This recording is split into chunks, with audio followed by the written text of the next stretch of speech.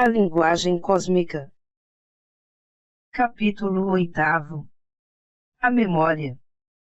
A memória é uma faculdade mental tão distinta quanto a mente, é uma máquina registradora que registra tudo o que vê por meio dos 5 sentidos. O que é visto, ouvido, aspirado, tocado e provado é registrado na memória. Uma forma, uma pintura, uma imagem vista, permanecem, às vezes, na memória toda a vida, se forem bem registradas por ela. No convívio social ouvimos muitas palavras e, no entanto, só algumas que a memória registrou é que ficam para sempre registradas e se tornam vivas. Dá-se o mesmo com a música. Quando ouvimos uma música maravilhosa e a mente a registrou, ela permanece eternamente.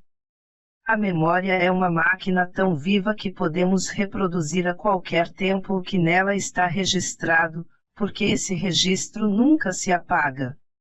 Se sentimos o cheiro de um bom perfume, sempre nos lembraremos dele. O sentido do paladar permanece conosco e o sentido do tato é retido pela memória. As coisas não são registradas na memória como fazemos com um livro de notas. O livro de notas não tem vida e o que nele é registrado é coisa morta. A memória, ao contrário, é viva. O que fica na memória, portanto, tem vida, é uma sensação viva. Uma recordação agradável registrada pela memória é, às vezes, tão preciosa que desejamos sacrificar o nosso mundo objetivo por ela. Ao visitar certa vez uma viúva, fiquei muito sensibilizado. Seus parentes mostraram desejo que eu a aconselhasse a frequentar a sociedade novamente, a conviver com as pessoas, enfim levar uma vida mais social. Quando comecei a aconselhá-la, ela me disse gentilmente: todas as experiências da vida social, embora agradáveis, não me dariam nenhum prazer. Minha única alegria é a lembrança do meu amado. Tudo o mais não me faz feliz e me deprime. Minha felicidade está em pensar no meu ente querido. Não disse mais uma palavra para que modificasse seu estado de espírito. Seria imperdoável de minha parte, pensei, afastá-la da sua alegria. Se a lembrança do marido fosse para ela uma infelicidade, poderia ter-lhe falado como desejavam os parentes, mas para ela a lembrança do marido era a sua única e verdadeira felicidade. Uma grande estima foi só o que senti por ela. Não consegui pronunciar mais nenhuma palavra. Na memória está o segredo do céu e do inferno. Como disse Omar Khayyam no seu livro Rubaiyat, o céu é a visão do desejo satisfeito e o inferno é a sombra de uma alma em fogo. O que é isso? Onde está? Somente na memória. A memória, pois, não é uma coisa pequena, não é algo oculto no cérebro, é uma coisa viva, uma coisa tão vasta que a mente limitada não pode conceber. É uma coisa que em si mesma constitui um mundo. Perguntam então, que acontece a uma pessoa quando perde a memória? A perda da memória é ocasionada por uma desordem no cérebro. Não? Em primeiro lugar, nunca se perde realmente a memória. Uma pessoa pode perder a memória, mas a memória não se ausenta da pessoa, porque a memória é o próprio ser do indivíduo.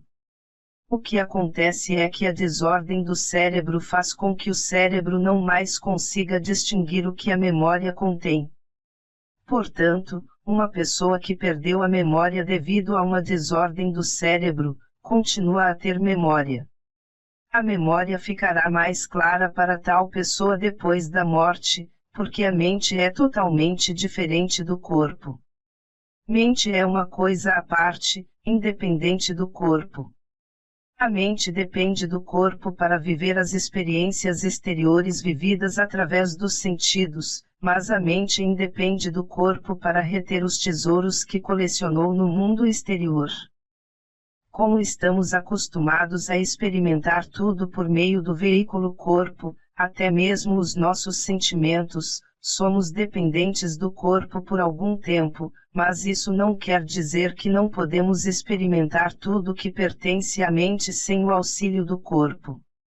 Além disso, se alguém se elevar acima do seu ser objetivo, encontrará sua memória intacta. O que sucede é que a memória não pode simplesmente funcionar num cérebro em desordem, mas as impressões durante o tempo em que a pessoa perdeu a memória, continuam a ser registradas. Voltam mais tarde.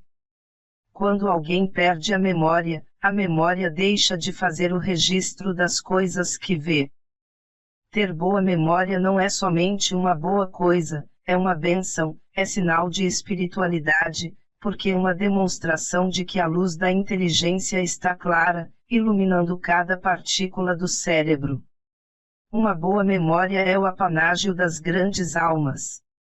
Além disso, a memória é o tesouro onde está guardado o nosso conhecimento. Se um homem não puder extrair o conhecimento coletado de sua memória, o que aprendeu nos livros tem muito pouco valor. Um dia, depois de 6 meses do meu mestre me ter recebido como discípulo, começou a falar sobre metafísica. Como tinha inclinação pela metafísica, fiquei contente com a oportunidade.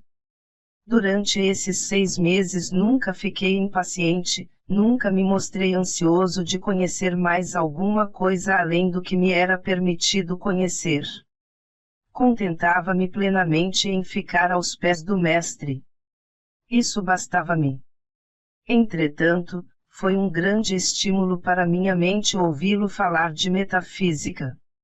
Assim que tirei do bolso meu caderno de notas, o mestre parou de falar no assunto, não quis mais prosseguir.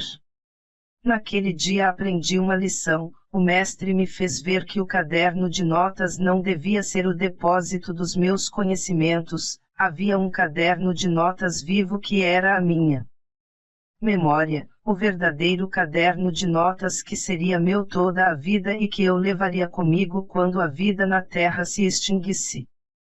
É lógico que as coisas terrenas devem sempre ser anotadas no papel, números e ocorrências, mas o que se refere a assuntos espirituais, a lei divina, é de muita importância para ser registrado num simples caderno de notas, deve ser entesourado na memória, pois a memória não é apenas uma máquina registradora, é um terreno fértil. O que ali é colocado está em constante criatividade, está fazendo alguma coisa. Portanto, nós não possuímos somente alguma coisa que depositamos, também há juros. Mas aprendemos pelo caminho sufi a apagar do nosso registro uma memória viva de algo que aconteceu no passado. É um trabalho que realizamos por meio da concentração e da meditação. Não é fácil, é bastante difícil, mas é uma das coisas mais valiosas.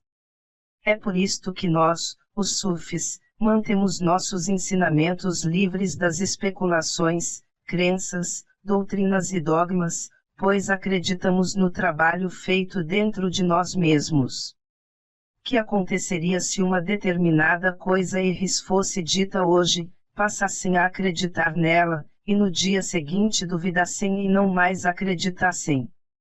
Se Iris fosse dito que existe uma casa, um palácio, no 7º céu, o que Iris serviria isso?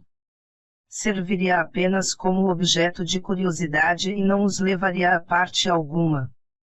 Assim, por meio da meditação, alcançamos nós mesmos todas essas coisas. Podemos extirpar da memória o que quisermos e, assim, ficaremos aptas a construir nós mesmos o nosso céu, controlar a mente e fazê-la trabalhar como um artista trabalha uma tela, reproduzindo nela o que quiser. Eis aí o segredo do esoterismo. Como é possível alguém destruir pensamentos indesejáveis? Devem ser sempre destruídos por quem os criou. O criador do pensamento é que deve destruí-lo, mas não está nas mãos de todos destruir um pensamento.